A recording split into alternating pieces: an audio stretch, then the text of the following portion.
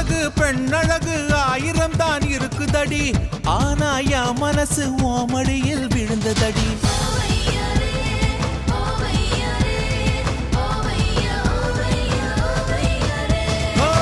பிடிச்சது முன்னழகோ பின்னழகோ இல்லையடி, அதுக்கும் மேல ஒரு தாயழகும் உள்ளதடி.